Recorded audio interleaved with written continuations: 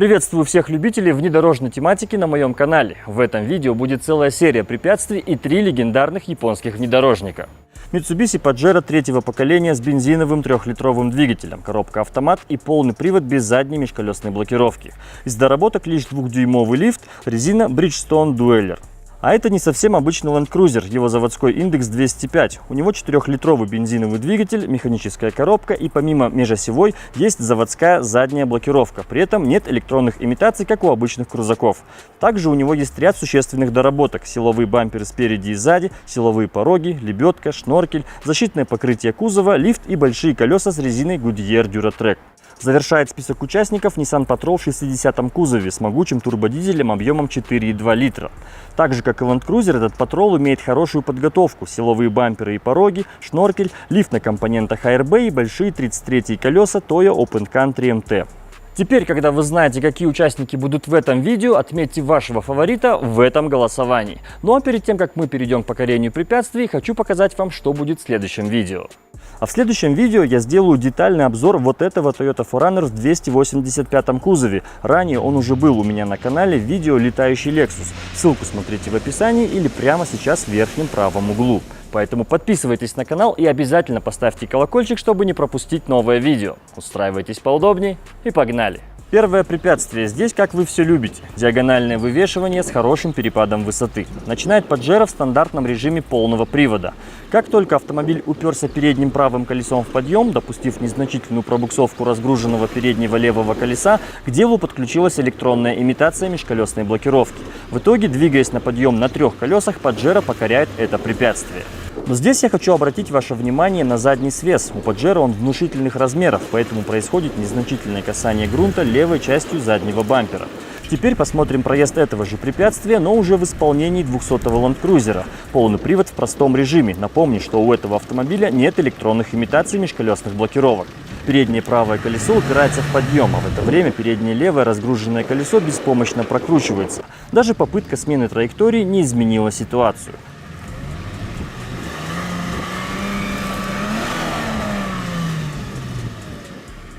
А теперь водитель активировал пониженную и заднюю межколесную блокировку. Даже остановившись с разгруженным передним левым колесом, за счет активированной задней межколесной блокировки крузак уверенно продолжил движение.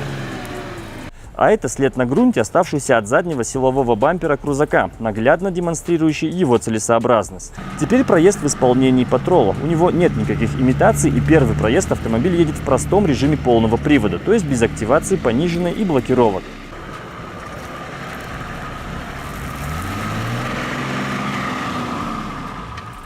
Ситуация точно такая же, как и у 200-го. Разгруженные колеса беспомощно прокручиваются, и автомобиль не может продолжить движение.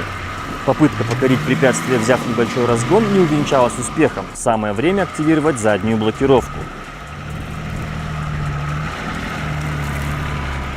Чего и следовало ожидать. Задняя блокировка позволяет проезжать диагональные вывешивания, двигаясь даже на 3 колесах. А это бонус, демонстрация преимущества наличия силового бампера. Конечно, заводским пластиковым бампером так тоже можно сделать, но есть большая вероятность, что потом его придется выкинуть или же очень дорого ремонтировать.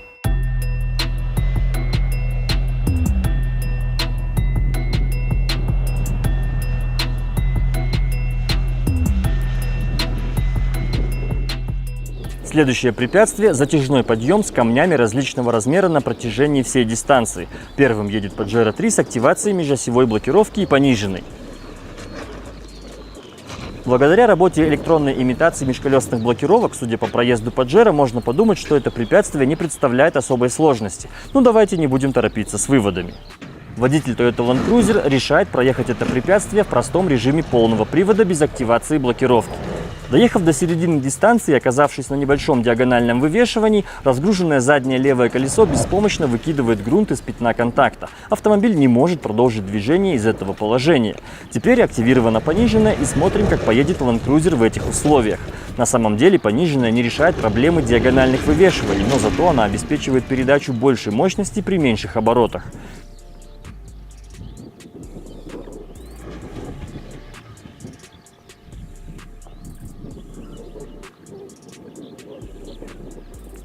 Как видите, без задней блокировки крузаку очень трудно ехать в таких условиях, но за счет хода подвески и большего запаса мощности автомобиль преодолевает это препятствие. Так же, как и предыдущий участник, Patrol едет в простом режиме полного привода плюс пониженная. Доехав до места, где крузак вывешивался и не мог продолжить движение, Patrol, используя мощность турбодизеля и зубастый протектор шин, выкидывая клубы пыли, продолжает покорение подъема. А теперь водитель активировал заднюю межколесную блокировку. В этом месте крузак и Patrol без задней блокировки вывешивались и активно буксовали, а сейчас спокойное и уверенное движение. Вот что значит блокировка. Ну или электронные имитации, ведь Pajero 3 отлично справлялся с этим препятствием.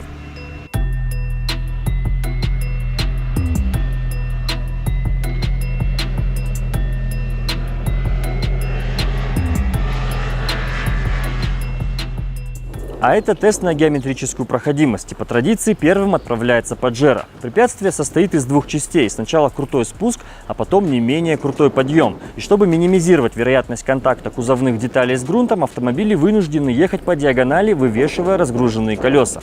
Электронная имитация блокировок легко справляется с этой задачей, а вот длинный задний свес опять напомнил о себе мощным звуковым сопровождением. Продолжив движение, Pajero заехал на каменистый подъем, примерно такой же, что мы видели на предыдущем испытании. Причем этот даже полегче, поэтому не буду акцентировать на нем внимание. Давайте посмотрим, как остальные автомобили проехали крутой спуск и крутой подъем. Land Cruiser едет в обычном режиме полного привода. На спуске не возникает никаких проблем, а вот на подъеме диагонально вывешенные колеса беспомощно буксуют, а длины хода подвески недостаточно, чтобы обеспечить необходимый зацеп для движения вперед. Даже попытка взять небольшой разгон не увенчалась успехом. Тогда водитель подключает заднюю межколесную блокировку. Диагональное вывешивание больше не преграда, чего не сказать о большой массе автомобиля, отчего на выезде из канавы крузак активно буксует в попытке вытянуть большой кузов по рыхлому подъему. Отключив заднюю блокировку, крузак легко поднялся по каменистому уклону.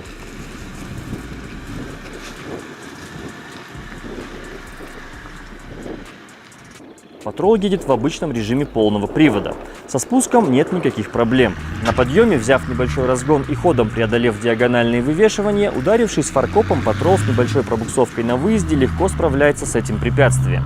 Нужно ли говорить, что подъем на гору не составил никакого труда для Patrol?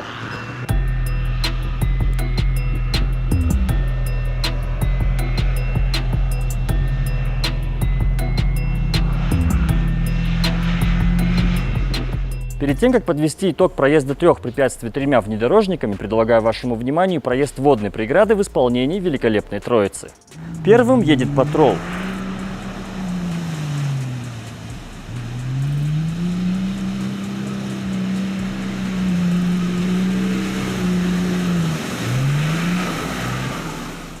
Далее проезд в исполнении 200-го крузака.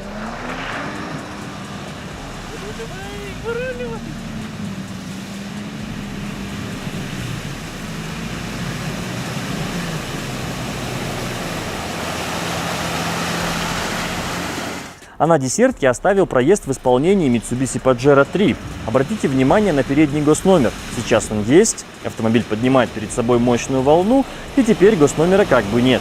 Повезло, что одно крепление оказалось более стойким, и госномер остался на машине. Но если для Патрола и крузака, оборудованных шноркелем, такие водные процедуры абсолютно безопасны, то в случае с Pajero, помимо госномера, слетело крепление переднего правого подкрылка и натекло воды в корпус воздушного фильтра. Благо, ничего страшного в этом нет. Автомобиль вернулся в город своим ходом. Ну что же, а теперь самое время подвести итоги. Mitsubishi Pajero электронные имитации позволяют неопытному водителю проезжать достаточно сложные участки и препятствия. Но есть и обратная сторона медали. Водитель не может контролировать действия электронных помощников. И если перефразировать известную поговорку, то получается, что водитель предполагает, а электроника располагает. С другой стороны, возможно, неопытному водителю больше и не нужно, а продвинутый пользователь всегда может установить заднюю блокировку. А вот с длинным задним свесом уже ничего не сделать. Я напомню, что данный автомобиль с большим дорожным просветом, чем у стандартного Pajero 3. И даже он задевал задним бампером на 2 испытаниях из 3. Решение – ставить силовой бампер, если планируете часто ездить в сложных условиях. Лифт и установка колес большего диаметра тоже положительно скажутся на геометрической проходимости. Toyota Land Cruiser и Nissan Patrol показывали примерно одинаковые результаты. Несмотря на хорошую подготовку, без активации задней блокировки они оба не могли преодолеть относительно простые препятствия в натяг. Хотя практически заводской Паджеро с электронными имитациями, не требуя от водителя каких-либо дополнительных действий, легко с ними справился. Но не нужно думать, что электронные имитации – это панацея на все случаи жизни. В недавнем видео с обычным 200-м крузаком без задней блокировки было очень хорошо видно, что у электронной имитации есть предел, и в определенный момент она перестает быть эффективной. Я уверен, что автомобиль с межколесной блокировкой точно бы справился с теми препятствиями. Сегодня мы в этом убедились.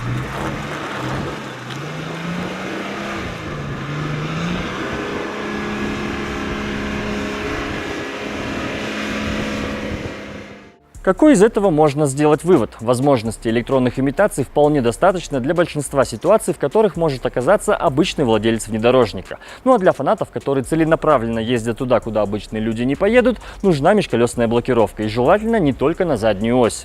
На этом у меня все. С вами был Диас. Пишите в комментариях сравнение, каких автомобилей вы хотели бы увидеть у меня на канале. И до встречи в новом видео.